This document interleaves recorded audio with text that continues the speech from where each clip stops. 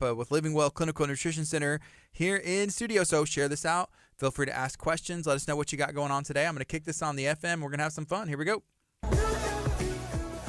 Good morning. This is KHEA Radio, 99.5 FM. This is Kickstart. My name is Gardy. It's just after 9 o'clock, and I have my good friend and guest, Dr. Aaron Chapa, in studio. Good morning, Dr. Chapa. How are you doing today? Gardy, good morning to you. Dr. Aaron Chapa here. Glad to be on the show as usual. It's so fun to come out and just, be a voice of health and wellness to those around us. I mean, people need more education. They need to be reminded. They need to be reminded, and it's a constant battle, if you will, in the health and wellness world to not fall victim to the amount of opportunity lurking in the shadows. We just left a big shadow lurking experience that people indulged in. Lots of candy exchanges, lots of opportunity to get into that very thing that robs people of good health.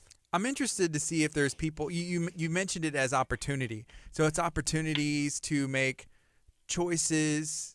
It's a choice, right? You can either make what you know is right, or you can do, what may hurt your body in the long run.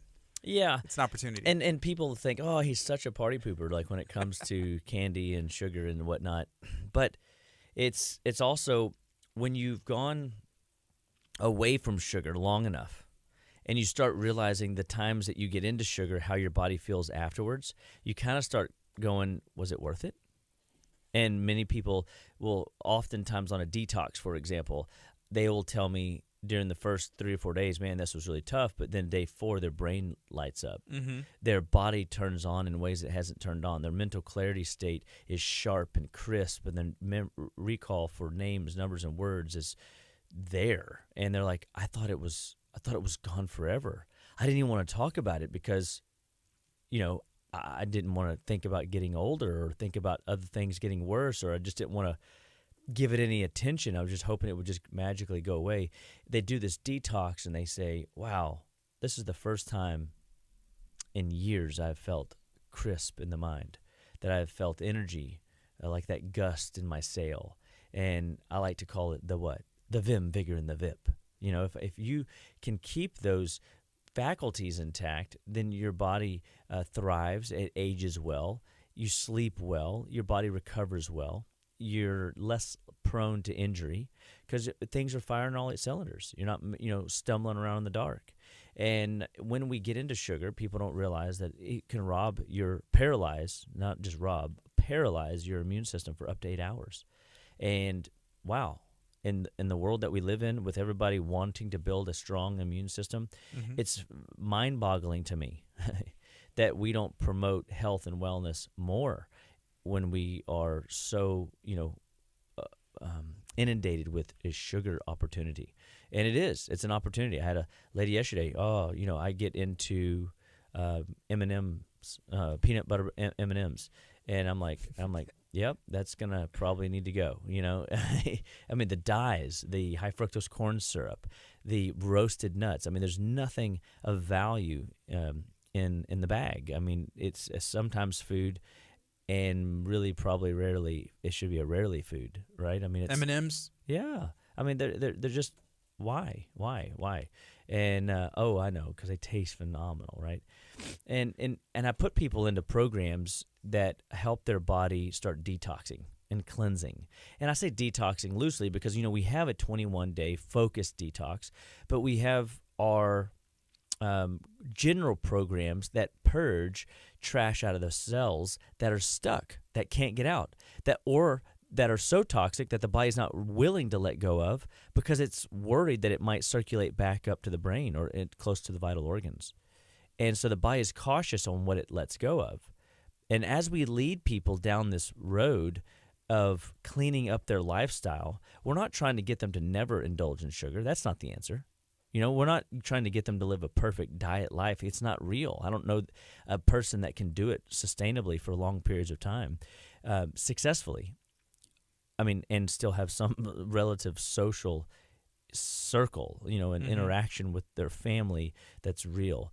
And so I'm constantly helping people balance that because it's always amazing to me. We could pull the candy bar out of the right hand, but the left hand will find another source. And that is kind of what I've been observing, is how powerful these bugs are in our body that are synergizing with our body. Our body allows them to live with us. Bacteria, viruses, parasites, yeast. These are what we call the 4 most common immune burdens that people tote around with them. It's when these immune burdens get out of hand that we find symptoms, that we find challenges in our health that we don't like. And I had a lady just yesterday telling me that, and I was telling her, I was like, okay, as we're doing this next process, because we're leading people down what I call the 5 steps to health. So we're always getting people out of what we call the inflamed state. If we can get them out of the, my body hurts, my body has a headache, my body has these symptoms, these ails, these challenges, these symptom patterns that weren't there a year ago or 2 years ago, but now they're there enough that they're seeking help.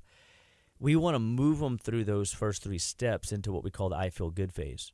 And once we get them there, then we start lifting them into the life repair. And that's where we can detox and do cleansing programs. And literally, we have this lady going into this life repair stage, and I told her, I said, now understand, you're going to start craving sugar. And that's okay. We just have to push through that. And again, it's not that we need you to be perfect and you can't ever have sugar again. That's not the answer. But it does indicate where we're at in the process, because we've got to listen to the tales of the body. The body is constantly communicating.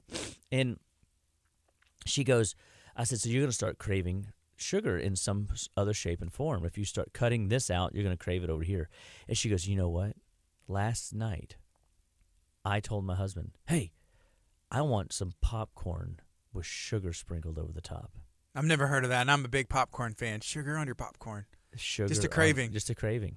And I'm like, wowza, there it is. That's the bugs talking. That's the bugs craving. That's the bugs that are lurking in the shadows of your body that are wanting to stay alive and to thrive. And they're looking for vitamins too. They just feed on the very vitamins that cause your cells to deteriorate. And that is something that we want to repair for people, is to see if we can get their body strong enough to outperform the craving. And that's a good place to be. And I've gone through it. I'm going through it. I think I go through it often because I think the bugs are always trying to get the upper hand, as my body's, as the master organism, is keeping those guys in check. And that's why I always go back to the Bible with that, because God said, you are to subdue the creepy, crawly thing. This, you know what I mean? The birds of the air, the fish of the sea. And I'm like, wow, God laid it out for us, didn't he? And even down to the microorganisms that live in our bodies that we cannot see. Because, right now on our skin, we've got, laden with different types of, bugs on our system.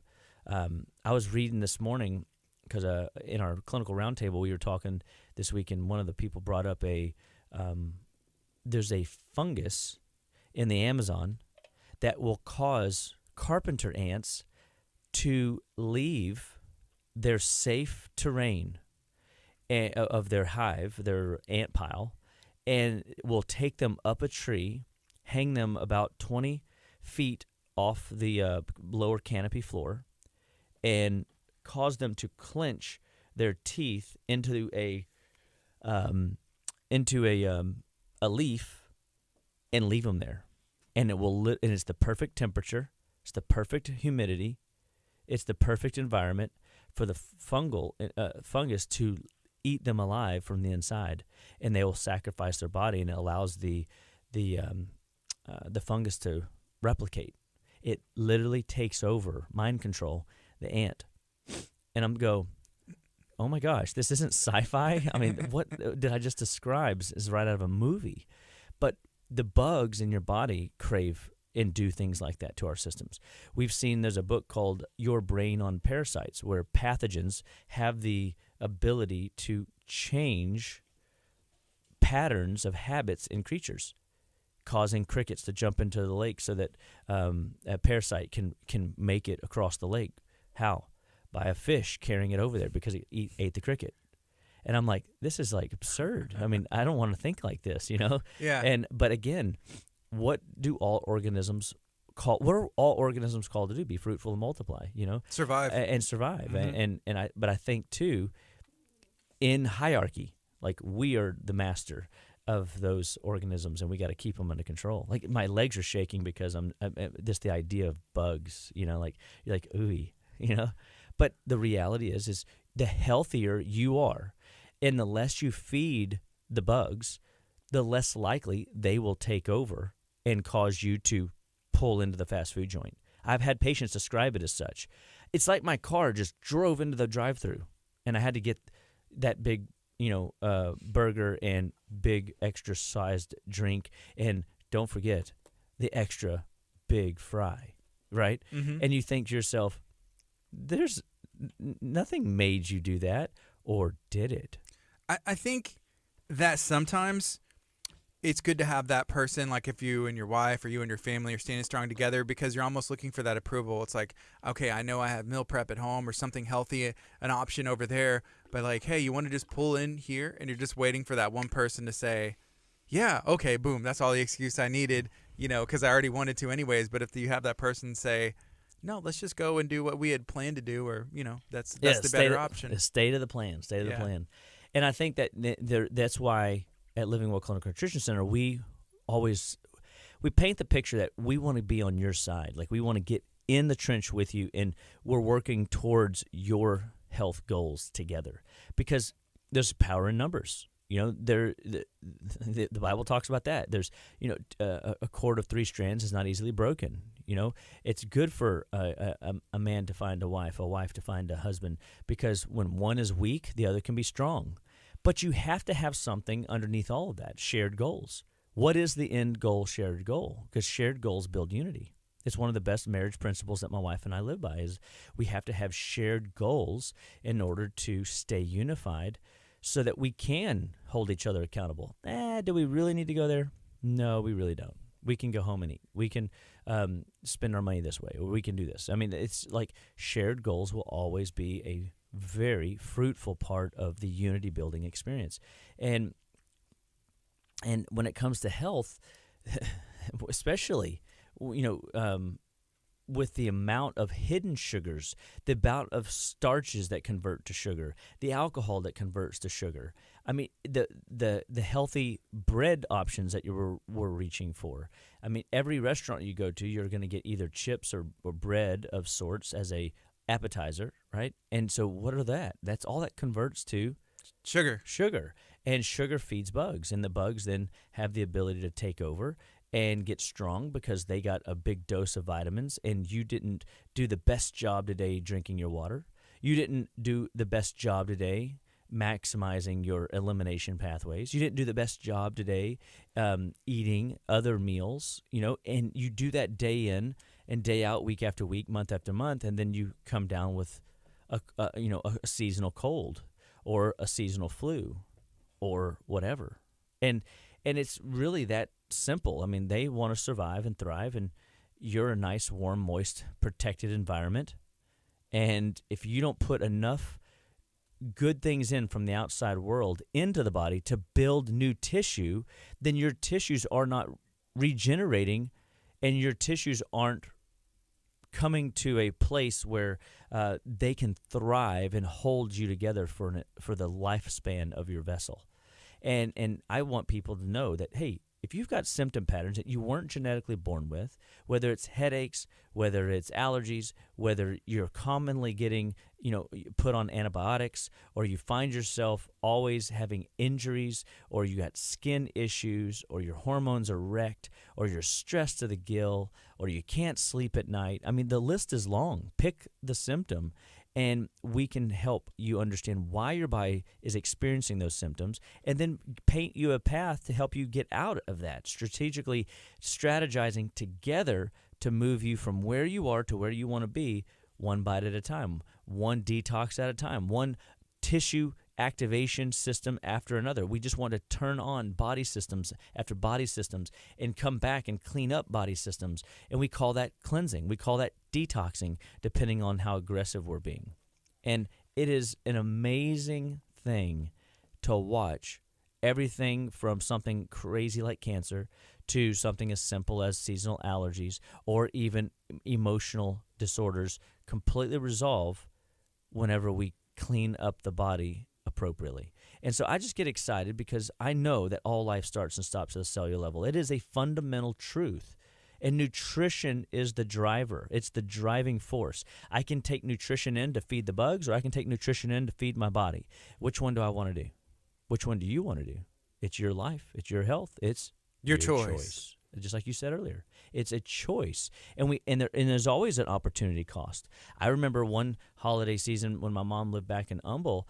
Me and my kids were real little at the time, but we went on a little, around her neighborhood Halloween experience, and we I was like, I think it was Skittles. I think that's my favorite candy. I don't know anymore. You think because you don't have it. Taste the rainbow. Yeah, I don't. The Yeah, commercials are funny. Right, Taste the rainbow. Skittles. It's got to be because I remember I would squeeze them and break them. I wanted to see if my fingers were strong enough to break the shell, and then I would just throw it in my mouth and just let it, sensationalize. It's my exercise, taste buds. so you're getting some physical activity That's out right. of it, Remember, crushing them. That's right, crushing them with the grip strength of your fingers. It's an important facet of heart function, by the way.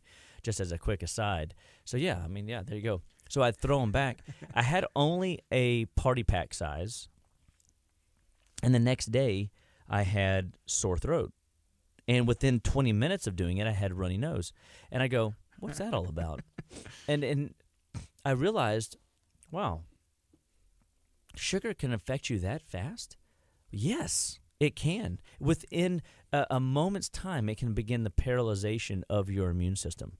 So the reason we're talking about the immune system today technically wasn't even on my docket to talk about today. It's funny. I was going to talk about sleep because we're about to go on a time change, and maybe we'll get there. But I think it's important because we all just, passed this big treat candy season night that starts what season, Gardy? It starts the holiday season, right? No, it starts the flu season. Flu season. Yeah. I mean, October 31st marks the night before flu season begins, and that's because people paralyze their immune system. And do they just eat that candy that one night? Well, I hope not. It's kind of stretched out a little bit. There's tons of candy, so if you eat it all that one night, it's going to be a bad. It's going to be a bad experience. Terrible. You're right. But what if you eat enough of it every day for the next week? And your immune system is just completely and utterly taxed every day. What's the likelihood that you may come down with something? It seems like it'd be high. Higher, right? Yes, for very sure. high. And so it's not rocket science. So this is the week where we want to start refocusing on, okay, you had some candy. I mean, even people that I thought were like anti-candy came in and were like, oh, yeah, I had some candy. You go, what? Your wife, what are you doing? No, yeah, that's right. Whoa. I thought we shared goals. These build unity. goals. Yeah, that's right. Yeah. And it's funny because we are all dealing with the same thing in some capacity. We are craving sugar. We are craving these inflammatory foods and processed foods. And it's almost like our body gets a little bit of a emotional high off of it. It gets a physical lift in energy, and you kind of get like all jazzed and jacked up, and you feel good. And then if you look at the late night pictures of Halloween and you see the kids' faces all droopy, it's not because they're tired. It's because they literally are cracked out on sugar, and they're coming down, and they just haven't thought about having another fix yet. So you catch them right in that window. That's what we should have done. Is we should have gathered all the kids back up and taken the same photo after the party when they start taking parts of their costume mask off, like Dash takes his Waldo glasses off. I mean, dude, you can't. You got to find Waldo. You got to stay in character. Yeah. But you start seeing people's hats come off, the glasses come off, they take off the outer layer of the cold, and they don't look quite the same as they did when they were, all dressed out in the beginning. And but I also wonder what is happening biochemically. So the sugar's ramping up their metabolism, so they get hot. They're out walking around, so they get hot, and so they're not drinking water, so they're getting dehydrated. And there's so many things that we could look at and go, oh yeah. I mean, it's kind of interesting that we don't take inventory of all those little things. And people go, well, do you have to? Well, if you're going to indulge in the amount of sugar you just took in, yes, I think so. I think you have to be mindful that what you do to your body will come with a price. And so it's always a conversation with my family. Hey, how are those bowels moving? Hey, have you had enough water? Hey, did you eat a good breakfast today? Before you indulged in that whatever. And so we always want to make sure that it's not about eliminating completely, because it's not real. It's about managing and doing enough of the other healthy factors that allow your body to not crash from the onslaught of sugar. And it's an important part of the conversation further, because we're going into the holiday season, as you said, and there's some treats coming there too, isn't there? Oh, there's all kinds of stuff during Thanksgiving, all the pies, all the desserts. What's your favorite pie, Gardy? I like pecan pie. Oh, pecan pie. Where's the best pecan pie you've ever had? The best pecan pie I've ever had. So my brother-in-law, he makes pecan pie. I'm not picky whenever it comes to food in general, which is sometimes a good thing and sometimes it's a bad thing. But, man, you can get the pie from, like, Walmart. You can get it from HEB. You can get it from my brother-in-law, Josh. He makes really good homemade pies, and I like, that's mine, pecan pie. It's funny. You call me an anti-candy junkie. That's funny. Who called you an anti-candy junkie? I think that's what maybe I put that together with what it says. It's like, I didn't call you I just said anti-candy. Oh, okay. I would try that, anti-candy. Someone said drunk on sugar. Yeah, drunk on sugar. It's so funny to see. I mean, no cravings. Please don't do it to me. Yeah. So no, it's awesome, because we all have stories. I mean, I think it's fun. So yeah, for me, pie. Oh, I used to not like pecan pie growing up. Never liked it until I actually tasted it, and it's so delightful. So you didn't like it, but you just never really I never tasted gave it a chance. Yeah, because just it like looked pecans, weird. That's weird, Yeah, right? it was weird looking, and so now I could eat me a mean pecan pie. And then it's nothing but sugar. Like, oh yeah, when that's you see them made. So good. That's what makes it so good. That's what I tell my kids. I said, "Do you not realize that is a pure vat of sugar? Like, you will love it. Yeah, you'll love that. Why won't you eat that? You'll eat that, but you won't eat that." Yeah, it's so crazy to me. And I'm trying to think. My mom makes an apple crisp pie with fresh spiraled apples and caramel drizzled over the top and crushed pecans. And I mean, that's a sensationalizing experience, and I'm like, wow. I mean, it's just so amazing what the holiday season brings. Now, will I indulge in a pie slice or two? Probably. I mean, I've done holidays where I've had no sweets. I've had holidays where I've indulged and made it all gluten-free, dairy-free. But which were better for you, Dr. Chapa? Where you have no sweets, or where you have a little bit of sweets, or like just go crazy with sweets? Oh, I never like to go crazy with sweets because it actually gives me I'll get a headache. Like, I just don't want to. Like, talk about being drunk on sugar or whatever that whoever drunk Love Jazz said. Thanks, Love Jazz. That's awesome. And that feeling for me is not. That's why people crash. You crash. I used to buy into it's the tryptophan from the turkey. Listen, you didn't eat enough turkey. You know what I mean? You ate too much food. Like, the third plate of food probably did you in. The second plate of food probably did you in. Because if you look at that's the thing that our Macrofix program has really taught me to see in myself as well as in patients is we have guardrails that we need to live by, and so you don't need one of those oval shaped plates that is where you can't see white anymore. You just see food hanging off the edges. The plates are like this big. It's maximum food. I know. Someone's done the science and the experiments like this. Yes, exactly. This is the perfect size for 2 servings. Perfect. And I mean, we go to restaurants, and my mom will often, if she comes with me, I will split food with her everywhere we go. I mean, it doesn't matter if it's a 6-ounce steak or a fish fillet. We're going to split it because there really is no reason to indulge in the amount of food that most of these restaurants put out, and then it saves money, so it's a win-win.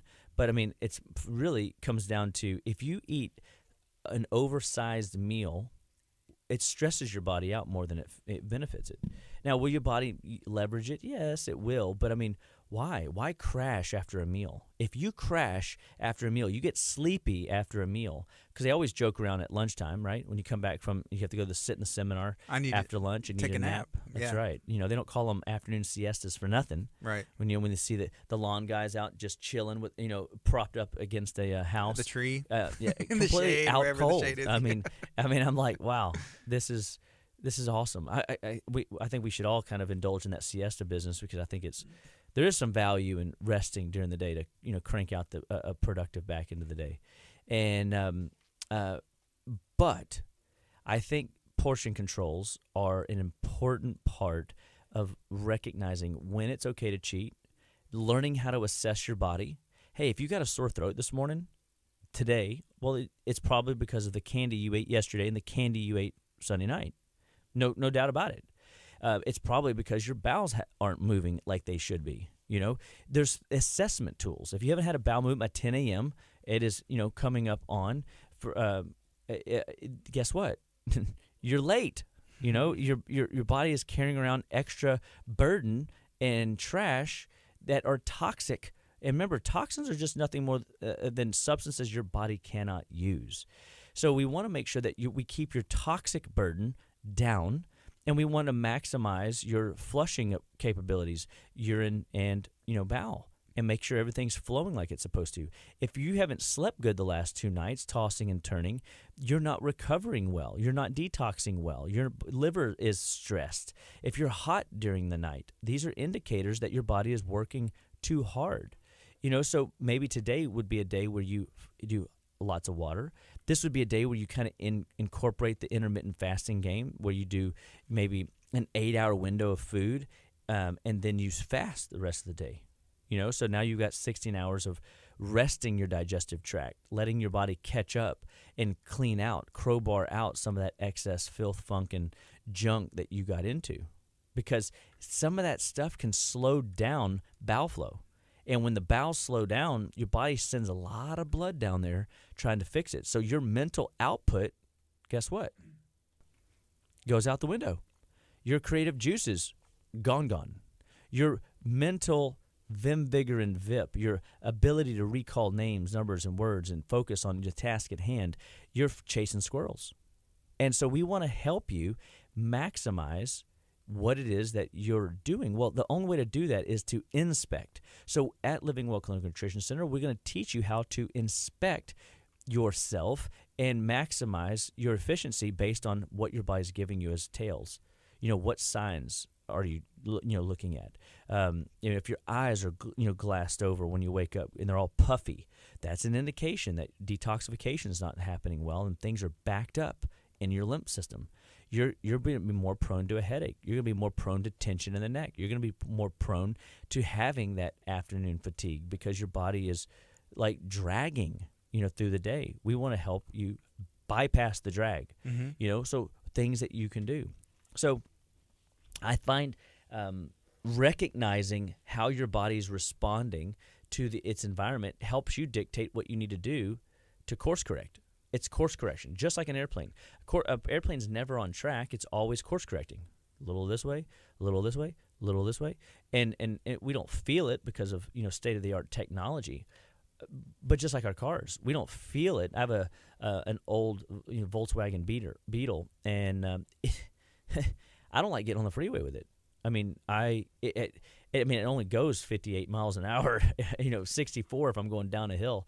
But it is literally I mean, the wheel does this, and a big, and you can have a little battery operated car shoot past you, and I can feel the car go, and I'm like, good gravy, man. And, I mean, I was driving to Galveston was stressful, it wasn't enjoyable. I liked getting down there and tinkering around, but I mean, getting there, it's only a 30-minute drive, but the technology. It allows us not to feel those course corrections. Your body's technology can also help you sense course correction that is needed. So and what is that? You wake up feeling sluggish. You can't pull yourself out of bed. That's your liver's inability to do its job during the night. Your lymphatics are backed up and plugged up, and it's taking you, an atomic bomb to get you out of bed. That's not normal. You should be able to, after a night of rest, pop up like a Pop-Tart and feel your best. If not, it's your liver. Your liver is the giver of good life, good energy, and the Vim, Vigor, and Vip for the day.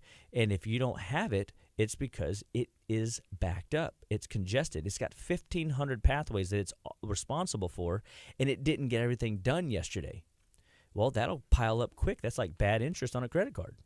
It's just health interest paying against you instead of you waking up in more debt financially. You're in more debt nutritionally, and that will cost you in the long run. Remember, an ounce of prevention is worth a pound of cure. A pound of cure. We want to make sure that people grab hold of the little things. Drink water today. Like somebody on our text thread says, I drink plenty of water. That's awesome. But what if you do drink plenty of water and you're still dehydrated?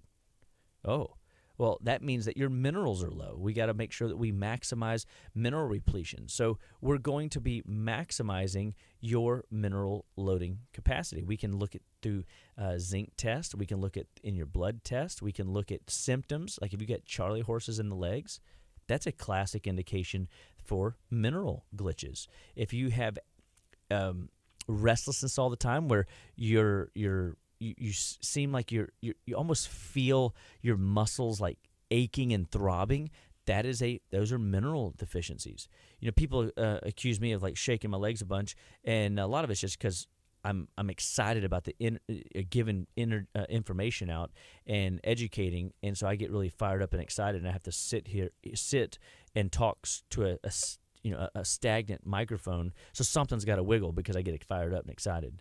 And so people that see me live on YouTube, they go, why is he wiggling? He's got restless legs. No, someone called you out for that, for real? Oh, every day they harass me about that. It's funny, and but I just call it, it's my nervous energy. But I don't have agitation in the legs, right? Mm-hmm. There's a difference between your legs throbbing, cramping, and aching versus having a good, healthy amount of energy that you're trying to put out, and so this is one of the ways that I actually express my creative juices is to get on the air and talk through lifestyle practices, things that you can do to live better, that you can teach your kids to do to live better. I mean, I get so excited when a mom emails me or calls the office and says, "Oh, I got this, and this going on, and I have this, and this. What do I do?" Great. We dose with this. We dose with this. We dose with this, and we make sure that we have the dosing in place because they already got the tools at home. Mm-hmm. They just need some practice on how to use the tool, but they got the tool, and I get excited when people have the tools. That means we did our job to educate parents on how to take care of themselves or their kids. So here's a question. This one's from Lori. Thank you for asking. She said, what can I do to lower my cholesterol naturally? I'm within a normal range, but high for a type 1 diabetic. My doctor prescribed a pill, but I don't want to take it. Yeah, I agree with you. The pills will definitely cause more liver stress, potentially poisoning the liver, congesting the liver, stressing the liver in a way that it can't keep up. So the answer would be we want to look at that diet deeper.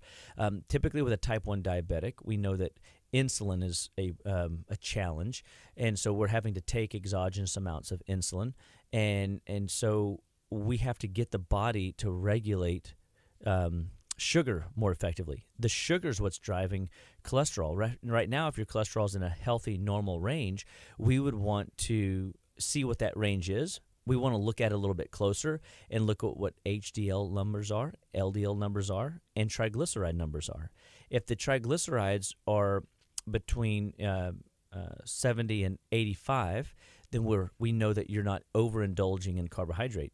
And so you don't have to necessarily get into sugar as a type 1 diabetic. You probably already know how that can affect your system. But you might indulge in too much starch. It could be too much bread. It could be too many chips. And depending on how long you've been type 1 diabetic, you already know I can eat this much and I need this much insulin. You've learned how to manage your blood sugar. But we want to still be looking at triglyceride numbers, and we want to look at the HDL, make sure that they're 65 to 70 would be a good healthy range. Then and make sure that the ratio, your total cholesterol to HDL ratio, is below a 3.1. And so if your numbers are there, then what you're doing is working for you. And so let's say that I had a patient come in and their cholesterol is 225, right? Well, in today's modern world, that's high, but their ratio was perfect. Their triglycerides are perfect. I ain't worried about that 225. That means nothing. It's totally fine because their body is regulating everything at top-notch performance. But if they came in at a 240 and their HDL to cholesterol ratio was total cholesterol to HDL ratio was say 5.5, well, we know that there's cardiovascular risk. Then we'd be looking at other numbers like high sensitive CRP, C-reactive protein. That's a systemic or full body inflammatory response. So we want to decrease your starches. We want to say, all right, if you're eating a full potato in a serving, we need to cut that to a half potato, or maybe switch it to a sweet potato, or maybe a quarter might even be your number. So I don't know exactly. We'd have to go into more history, but we want to decrease bread, rice, cereal, pasta, potatoes in frequency of the day and amount. So you wouldn't have a big baked potato for dinner like that you get at a barbecue joint. You would want to cut that in quarter if it's at a barbecue joint, maybe a half at a normal a different restaurant. I mean, you got to kind of know where you're getting your stuff, right? I mean, a spud at a barbecue joint is very different than a spud at a seafood joint, that I've seen. Maybe you're getting into, depending on how out of balance your system is, and it doesn't seem like it sounds like it is. If your numbers, you think they look good at the moment, then you can probably afford starchy vegetables, squashes, nightshades, onions, things of that nature that might be a little bit higher in sugar, and you won't have a problem. But maybe you could cut back on the dressings. You know what I mean? Like maybe I like to put dressing on the side. So because every dressing you buy is going to either have bad oil, canola oil, con oil, so what it's really called, and it congests and clogs up the liver. Okay, that's not good. And then it always has sugar in it. Well, even if it's cane sugar, it's still sugar. And you having the diabetic background, you should put that on the side, and you should dip your lettuce or your vegetables or whatever into it so that you're minimizing exposure to having a substance drowned in that stuff. Does that make sense? It does. And so that would lower your cholesterol numbers. We could incorporate more herbs, in your cooking. You could cook with more garlic. You could cook with more turmeric. You could use onion powders, celery seed extracts, coriander. I mean, there's a lot of different cool spices. Indian food spices are really fun when it comes to. I think that's why a lot of times I'll see people that do live high starch lifestyles, but they have high spice lifestyles, and they manage a lot of the inflammation in their body that we find in bad oils and or bad sugars. Primarily, we can see even in type 1 diabetics, blood sugar management pretty quick, pretty easy, just cutting back the starches, the breads, the cereals, the pastas, and the potatoes, and so hopefully you're not in a situation where you can't ever indulge in those things. But I've got those patients that their system is so whacked out and so sensitive to any blood sugar change that they have to just avoid things that have a higher propensity to raise blood sugar. Good question. I love cholesterol conversation, and we do want to avoid the statins. Now, we would come in and support the liver, okay, with milk thistle, or we use several products, SP Cleanse, Liver Force, Liviplex, to help rebuild the liver and support those 1,500 pathways. And that'll also help manage your blood sugar and manage the cholesterol. Awesome. Thank you for asking. If you have any other questions, feel free to ask. I'm talking to Dr. Aaron Chapa with Living Well Clinical Nutrition Center, out in League City. And so there was another comment. This is from Jazz. She said, my health goal is to join the Y and swim some laps, but I guess they shut that one down. But I always, getting active seems like it's, controlling the diet, getting active hand in hand, just trying to get control of your health. But swimming is one of the best exercises that I've heard because it's better on your joints. Whenever you run, sometimes if you have knee issues or anything like that, that can just kind of beat up your feet. But swimming, Dr. Chapa, do you do much swimming at all? I don't do much swimming at all. Not that I don't like swimming. I think you're right. I think that swimming is one of the best exercises for people that have joint issues. You can do so much good joint mobility work and movement exercise patterns, swimming exercises, treading water to help maximize health goals in the water. I like all kinds of training. I like cross training. I like so we'll do at the end of a workout routine will be heavy weights, and then we'll go and do athletic work. We'll do box jumps, or we'll do sprints, or we'll do high knee skips, or things like that to force the body into an athletic stage of development, not just pressing weight. I know you like to roll. Tell me, how many times have you left the floor and not been just saturated with sweat? Because you're rolling around. That's high intensity exercises. It's your sweat, their sweat, everybody's sweat. Well, You're just covered. And there's that, and so. But there is something to getting a variety of exercising opportunity in. So whether you're on a bike, whether you're in a pool, whether you're on a Stairmaster, whether you're on elliptical, whether you're sprinting, skipping, walking, I think that we just need to remember the old adage: if the dude don't move, the dude don't groove. The dude don't groove. And we got to make sure that the dude is always grooving, so we got to keep you moving. And that's the whole goal. And biochemically, we want to take an assessment of everything that we're doing from the outside, world. It could be blood work. It could be a health survey. We have a ton of great health surveys, for example, on our website at justlivewell.com, and that we find valuable. They give you a little snippet of vision into what it looks like whenever you're assessing sleep, energy, allergies.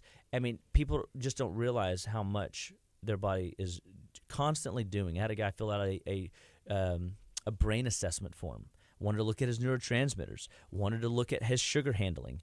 And sugar handling is sugar production or sugar management. How does your body use the sugar in the peripheral system, your extremities, fight or flight responses, or your day-to-day activities?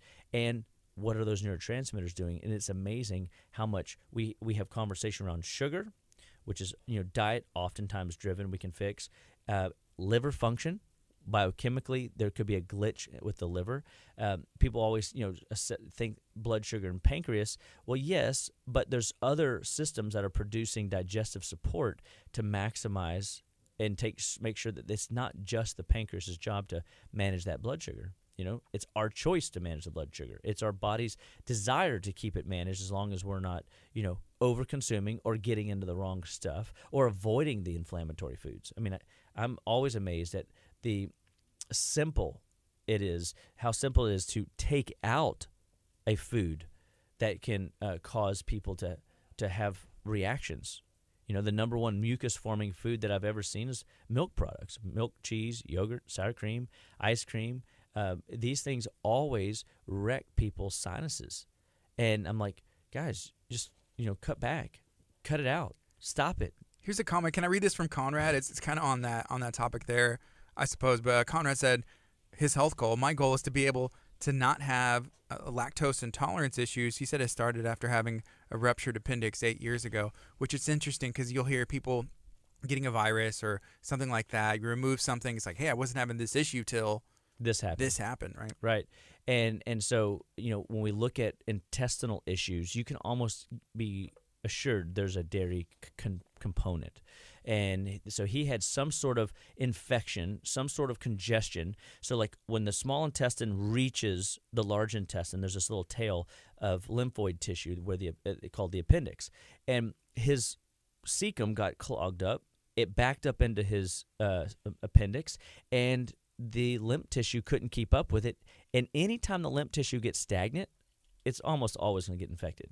So in his case, he got infected. Well, they had to go in and do a surgery. Well, guess what? The minute that air hits any part of our intestinal system, now they might have done a laparoscopic, and so less air exposure, but you penetrate the tissue from the outside, even for a microsecond, a millisecond, there's still going to be some level of scarring through oxidation. And so some part of his tissues could have been oxidized or scarred, and that it now creates an area of hiccup. He's got like this permanent little area that he can't make that hairpin turn like he used to. His digestive system is having a hard time in that particular area, and anytime food goes by there, it slows down. So normally things run at a 6-lane highway speed. Well, now things aren't running at a 6-lane highway speed. They're at a 3 or a 2 or a 1, depending on how much oxidation and or scarring has manifested.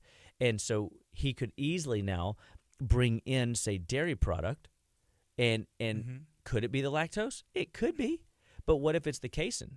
Probably more like the casein. The protein isn't being digested well, and it's stressing out his digestive tract, slowing down the tissues, leaving room for irritation, leaving room for inflammation, and that body then goes down there to try to resolve it. It doesn't like a 1-lane highway. It wants a 6-lane highway, and the body's going to do what it can. Well, when it does that, he might be getting belly pains. He might be having skin rashes. He may be having allergies. He may be having belly pain, some other symptom that he didn't have before because he was, I don't want to say violent. It's so bad to say like he was violated, but he was violated. His insides they're not supposed to be exposed to the elements. They're not, nothing is supposed to come in from the outside and cut things off, but it did. And that was a necessary part for him when he had a ruptured appendix. I mean, that's life-threatening. And so it's necessary sometimes, right? But is it something that we can't work with? Well, yeah, it's something we can work with, but it might mean he's got to be willing to cut some things out or do some things different because he had a surgery. Every surgery that you have, there's a health opportunity cost that is potentially lost, and or potentially new choices are going to have to be made to offset that surgical intervention. Does it make sense? It does, yeah. And so some people go, man, I've done everything right, and I just don't want to have to make those decisions. I get it. I don't either. But you still got to pay your bills. And if you don't pay your bills, they'll come take your house. They'll take your car. You'll find yourself in debt colossal. We don't want it. And your body is the same way. There is a nutritional debt you can find yourself. And so the goal is to go, okay, well, hey, what if it's where's the silver lining? Is it that bad if we just pull dairy out? It really, I live a dairy-free life. It isn't that bad. And there's so many other ways that I can feed my tissues and get things working for me. The healthier I've gotten, I feel like I'm even more able to get into some of that stuff from time to time and not have a complete and utter blow up. Isn't that good news? Yeah.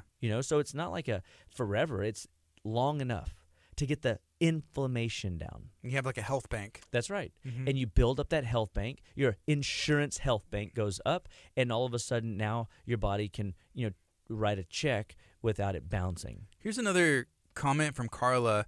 She wanted to know if something similar happens whenever you have C-sections. She specifically said about 5 C-sections. Mm-hmm. Yeah. So the tissue was cut, exposure to the inside, that's potentially a problem.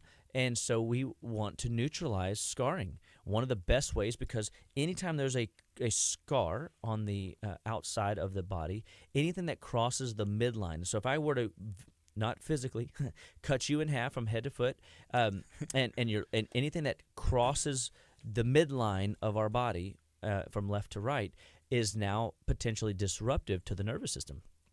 scars that cross the midline, tattoos across the low back, tattoos right in the midline, episiotomy scars, any type of break in that midline skin tissue can create a disruption in how the nervous system moves information downstream to the peripheral tissues. So if my brain says foot move, I need that communication to happen fairly quickly, and then the feedback loops that go back up and tell the brain the job was done.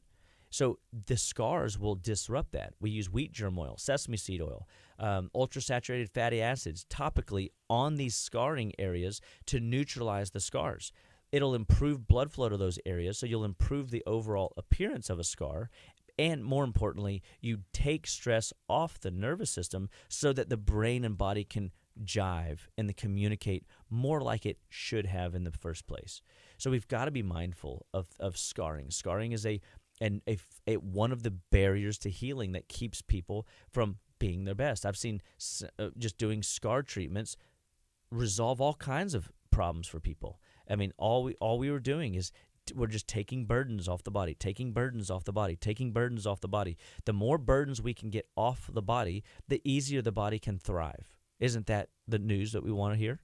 It doesn't matter what disease you have, condition you have, diagnosis you have, how many drugs you're on, your body still wants to heal. Your body will heal, and that's good news. And I love that because I want people to be encouraged, not discouraged. I want them to know that there's hope, not to live in a state of hopelessness, because there's something that they can do. If you want to get in the trenches and you want to learn at Living Well Clinical Nutrition Center, come in. This is what we do. We unturn stones that are in your health state. We know people come in for weight loss, but we find that there's a thyroid condition that's driving that. They come in for allergies, and we find there's an underlying focus point where we've got to do a detox or clean out their lymph or something. They come in with skin problems, and we've got to take care of the liver and the bowels. They come in and we're working on headaches, for example, and then all of a sudden we get derailed with a cold. Well, in their history, they might reach to drugs like antibiotics or steroids. No. We don't want to do that. We don't want to blow up the gut with an atomic bomb. We want to come in and support that immune system, support all the mucous membranes in the GI tract so that they aren't a dry desert, empty wasteland in their GI tract where nothing can develop and nothing can grow. We want to make sure that the body is in a place where it thrives and with vibrancy. It thrives with energy, and that the system and the tissues begin to upregulate. They begin to turn on, so to speak, and they begin to maximize efficiency day in and day out. And then instead of being stuck in I'm in the accelerated aging curve, I'm in the thriving curve. And now you're the 65-year-old heading to 95 in the best years of your life, feeling amazing. And that would be nice.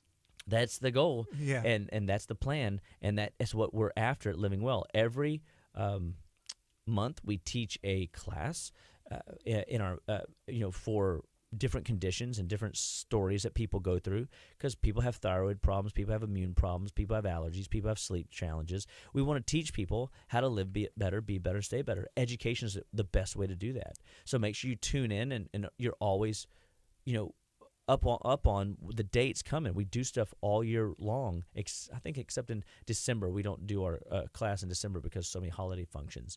But we have one this month in November. We have our Macrofix class, every 2 weeks that we like to run and teach people food-based coaching and help them understand the parameters so that they get it. They get it that they can't just eat what they want when they want. I mean, you can, but you can't look like you want if you eat what you want when you want. Or feel like it. And you sure as heck won't feel good if you eat what you want when you want. You've got to learn the principles, the practices. And I get excited about teaching those principles and practices at Living Well. Or my team gets excited about teaching these practices and principles, because that's where the magic is. That's where the rubber meets the road.